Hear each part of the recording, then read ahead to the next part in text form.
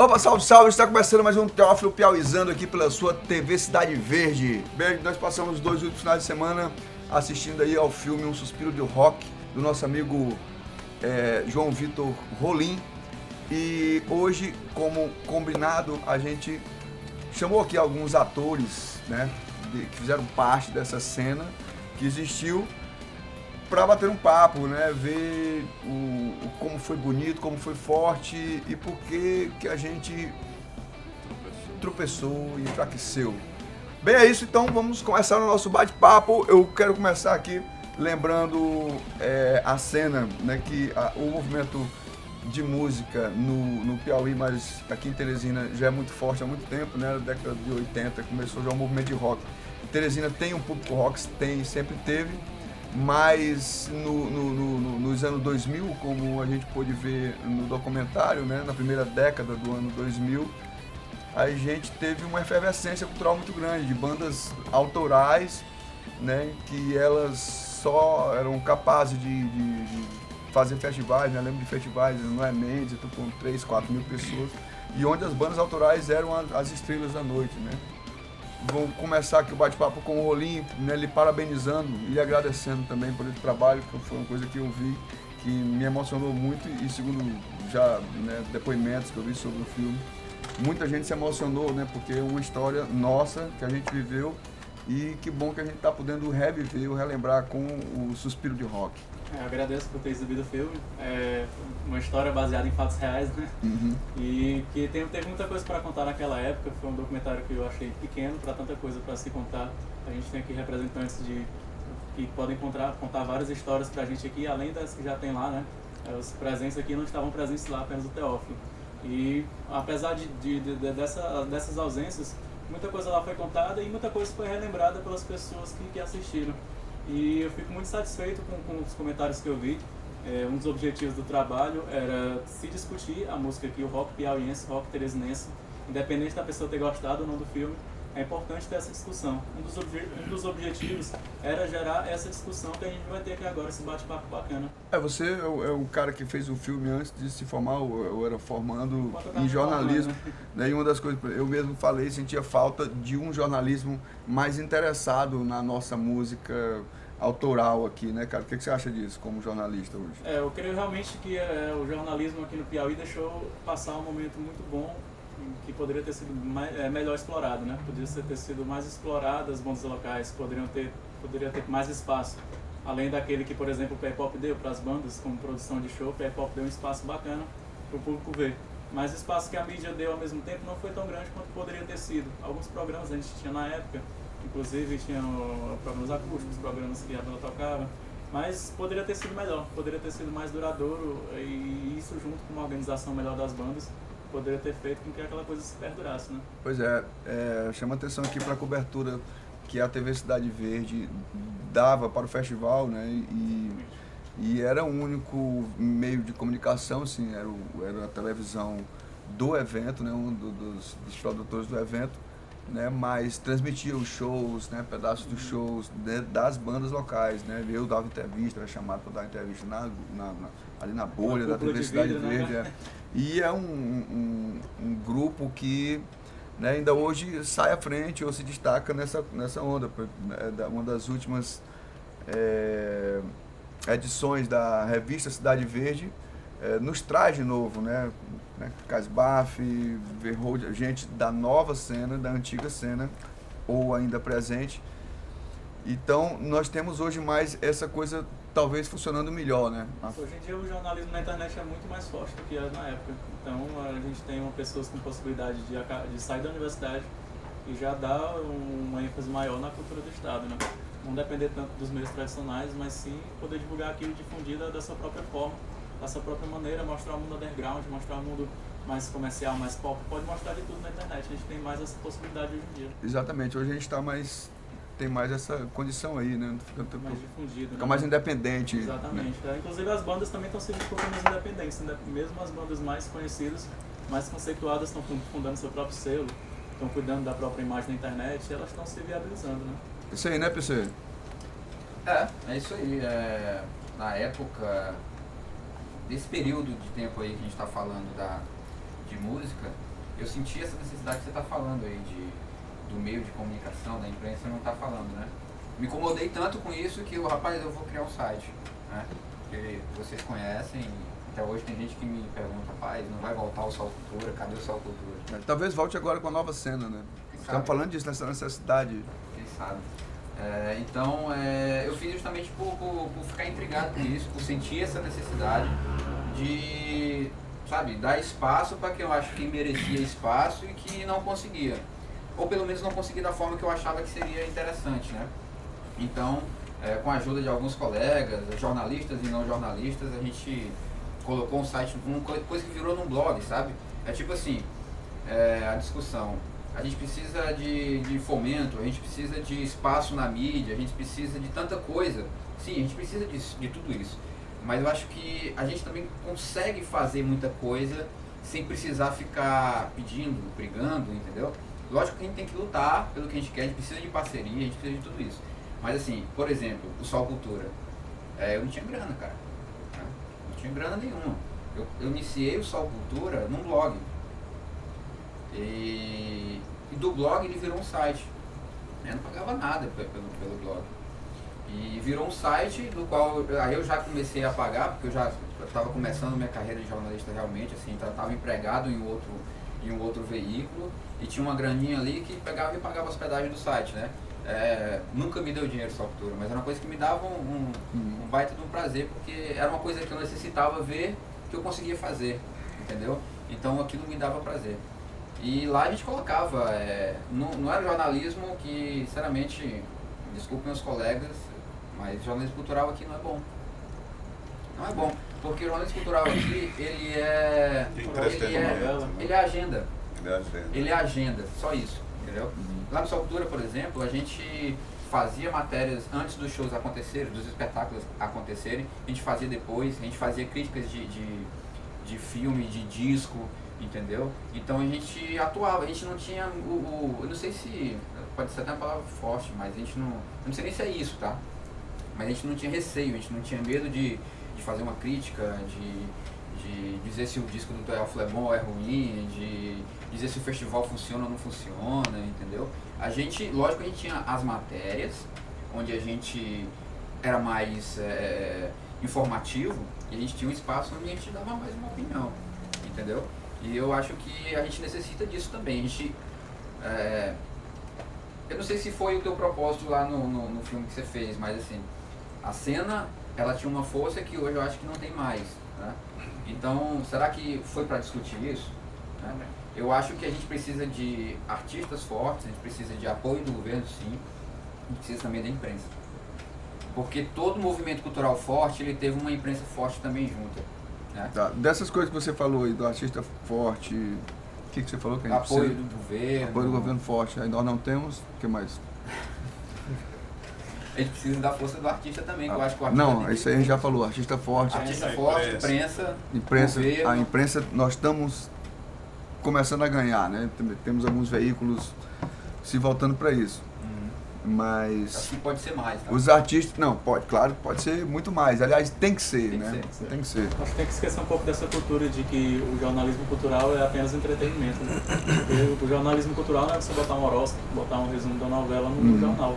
O jornalismo cultural é você procurar um contexto daquilo tudo, um contexto cultural mesmo da cidade, do que está acontecendo. Não é só você fazer puramente entretenimento. Já mais sobre o nosso som.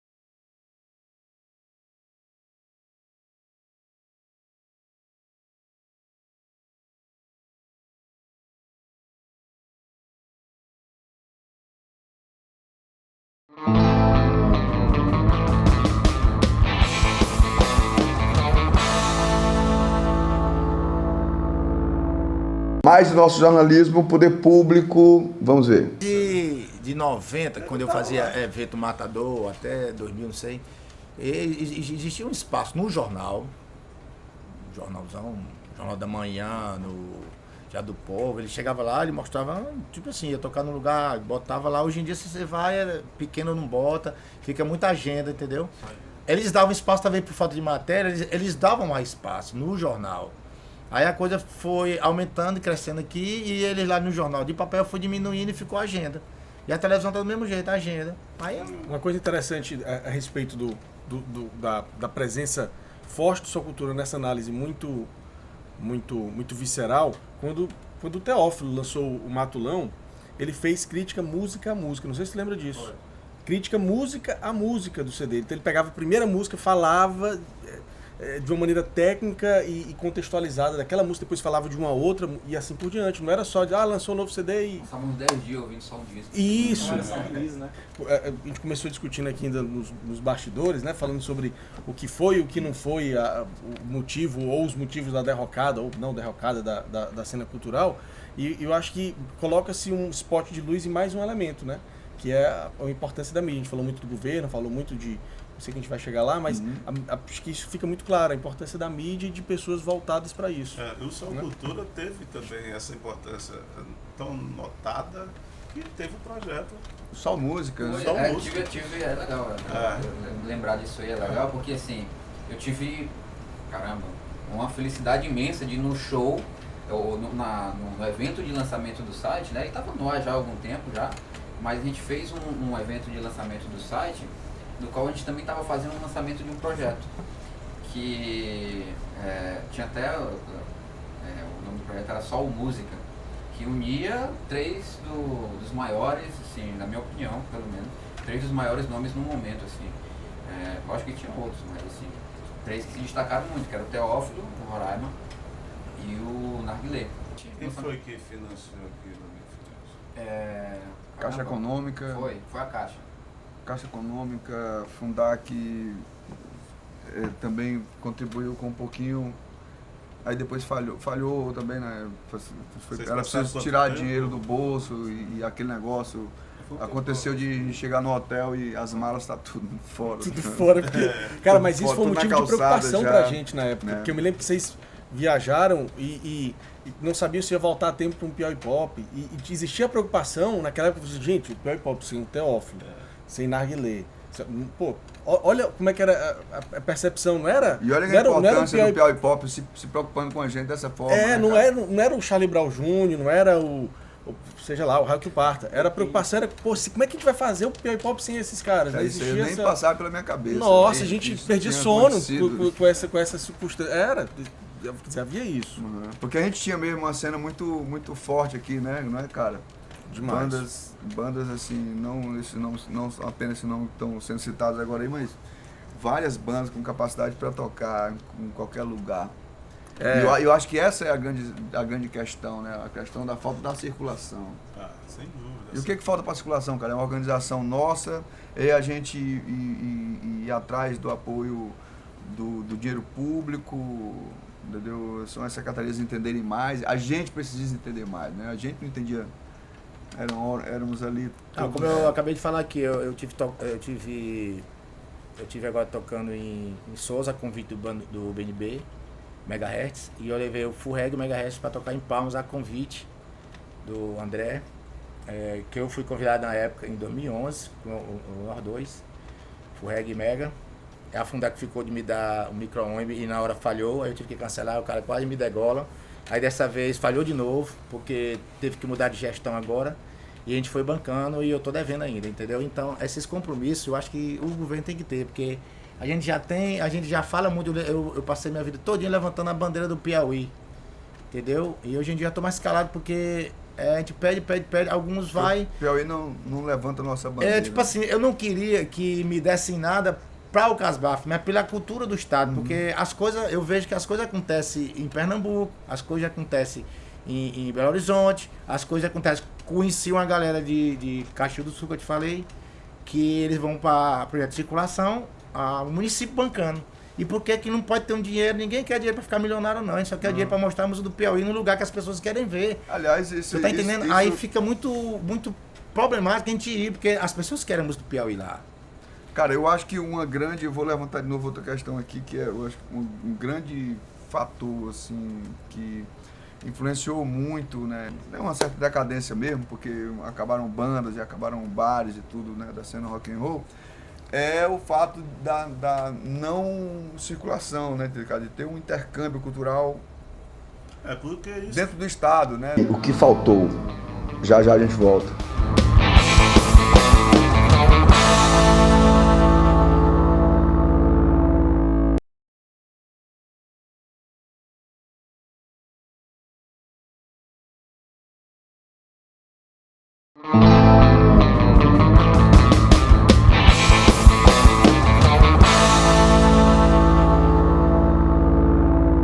Circulação das bandas, lei de incentivo, mais sobre o nosso som. Eu acho que faltou a gente, naquela época, né, através do poder público ou não, eu acho que sim, principalmente. Mas a gente circular pelo estado, pelo menos. Não, E as bandas que produzem no interior do estado vir se apresentar na capital. E quantas delas ficariam na capital? Quantas da capital queria tocar no interior? E aí iria naturalmente descer para o Pernambuco, para São Luís. As secretarias têm que conversar, não é isso não, cara? Sim, teve uma reunião, eu me lembro que 2010, não sei, eu estive andando lá pela Fundar, que eu vi a Senhora Terra, acho que foi em 2010, não sei, que tinha uma reunião de uma secretaria de cultura de todo o Nordeste. Eu me lembro que a Edson Casbah estou saindo para Paraíba, que nós vamos conversar com o Chico Sainz. Tinha aquela coisa de o Nordeste vai ter um negócio bacana. Aí, resultado, mudou o governo, mudou a política, mudou aí.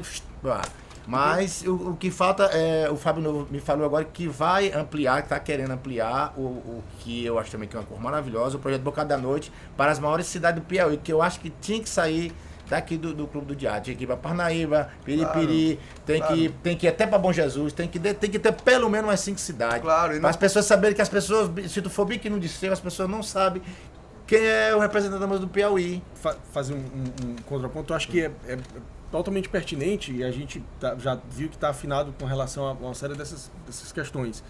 É inevitável não falar do Piauí Pop dentro desse contexto que a gente está discutindo, principalmente quando se demarca um espaço de tempo, né, para se discutir, que é o que a gente acabou de fazer através até da questão do documentário. Uma clareza muito grande que a gente tinha na época, e que às vezes me assombra ainda hoje, quando muita gente ainda pensa o contrário, é que não foi o Piauí Pop que criou ou ajudou a criar uma cena. O Piauí Pop ele é fruto de uma cena. Ele só foi possível, ele só aconteceu porque existia uma ebulição, existia algo ali se movimentando, e ele foi uma resposta comercial a esse movimento que já vinha se desenvolvendo ali. Então, a existência ou não do Piauí Pop está diretamente ligada a uma organização. Começou a se organizar, mas muito por conta do talento, e aí é algo muito brasileiro, né? A gente valorizar muito o talento e achar que talento é tudo, é muita coisa, e esquece da parte profissional. Eu acho que o bonde passou ali, eu acho que a gente conseguiu, dentro das nossas limitações, eu digo a gente porque, né, a gente era protagonista naquela época, e a oportunidade passou. Eu acho que muita coisa tem que ser melhorada, a gente tem que exigir do poder público que questões aqui que eu vou até deixar, que são palavras do próprio Totti a respeito de verba que está indo para um lado, que não devia estar indo para um lado e está indo para o outro, quer dizer, coisas que mostram bem a percepção da importância da cultura dentro do Estado. Mas antes disso, a gente tem que se pensar como vetores dessa produção cultural. Você vê, eu te falei, poxa, a gente ficava preocupado do Teófilo não chegar a tempo, do Narguilé não chegar a tempo do festival, mas é porque esses caras se faziam fundamentais e necessários, né? Comentário. Pois não. Thiago, aproveitando aí a deixa que tu deu, falando que a cena levou a um negócio. Sim. Né? E eu acho que mais pessoas deviam ver a cultura também como um negócio. Sair um pouco daquela coisa que leva todo artista a ser artista, que é o sonho, que é, sabe? O romantismo. O né? romantismo. E ver que cultura dá dinheiro, entendeu? O governo tem que ver que cultura dá dinheiro, É um meio de vida que também. dá turismo, que dá turismo, traz turista pra cidade. Qualquer tipo de cultura traz turista pra cidade, cara. E turista é o quê? Turista é um gastador que vem de fora e deixa o dinheiro dele aqui. E aí eu tenho uma linha, uma coisa inversa aí, que é tipo o Antônio Carlos Magalhães, todo baiano, acho que o baiano sabe disso, né? Ele fez diferente do que fazem geralmente os outros poderes aqui, né? Naturalmente acontece. O Antônio Carlos Magalhães, todo mundo surgindo, Gal Costa, Caetano e tudo, ele pegava todo mundo, mandava pra lá, pagava disco e tudo. E assim a Bahia apareceu, entendeu? todo mundo tem que entender aqui que o artista do Piauí aparecendo, o Piauí tá lá. Todo artista que vai pra sua cidade vai, seu estado vai, cara. E assim, só Complemente esse fechando o negócio. raciocínio. Foi só uma... Não é só o governo que tem que ver isso, não é só o cara do negócio que tem que ver isso, os próprios artistas têm que ver isso. Exato. Também, entendeu? Ele tem que saber, lógico, ele começa com o romantismo lá, com a ideia de tocar a guitarra e ganhar uma meninazinha ali na frente do palco e tal. Qual músico não pensou nisso, né? Mas assim, ele tem que amadurecer a um ponto de ver que se ele quer viver assim, subindo ao palco, fazendo música, ele tem que ganhar dinheiro com isso. E para ganhar dinheiro com isso, não basta compor, cara. Entendeu? Ou ele próprio, na necessidade dele, consegue fazer dele próprio um negócio, ou ele consegue alguém que o faça. Né? Ele precisa desse apoio, ele precisa de uma ajuda se ele não conseguir fazer. Mas assim, o trovador não... E essa ajuda não tem dinheiro, aqui, cara. uma coisa que eu sempre senti falta aqui, era desse produtor de artistas. Sempre teve aqui produtores de banda, produtores de bares. Mas no caso, aí, tipo assim, o produtor de uma banda, no caso eu, como empresário, é uma coisa. O que está faltando aqui em Teresina é a agência. Que é uma agência, ele vai trabalhar para vender aquele vários grupos. Com um produtor só, ele vai ficar aquela coisa devagar, entendeu? Mas aqui tá faltando uma agência, todo lugar tem uma agência, cara. Mas um produtor para um artista, um produtor que ele saiba dá os pra- caminhos, não, sim, né? claro. Mas na verdade, cara, o que rolou de diferente no Brasil daqui é que não se precisou de agência nem desse tal produtor. O que rolou foi a autogestão. A moçada teve que aprender a gerir seu negócio, entendeu? Houve esse entendimento de que a banda não é uma coisa ideológica, e sim uma empresa e que havia a necessidade de ter dinheiro e que você não pode depender de gestão pública, porque as prioridades das gestões no país inteiro são outras. A cultura não tem nenhum estado no país que prioriza a cultura na frente de saúde, Não, mas não é priorizar. Não, mas deixa eu concluir aqui, vai. Fred. O que acontece, cara? A gente tem que... ainda vejo essa realidade muito presente hoje em dia, saca? Essa coisa da políticas culturais, a gente tem que saber do que está rolando. Meu caro Totti, filhote, acho que nós estamos falando aqui de se priorizar a cultura acima de saúde, educação, segurança. Claro que não. Dá a César o que é de César, a segurança o que é da segurança, a saúde do que é a saúde, a educação o que é da educação e, por que não, da cultura o que é da cultura.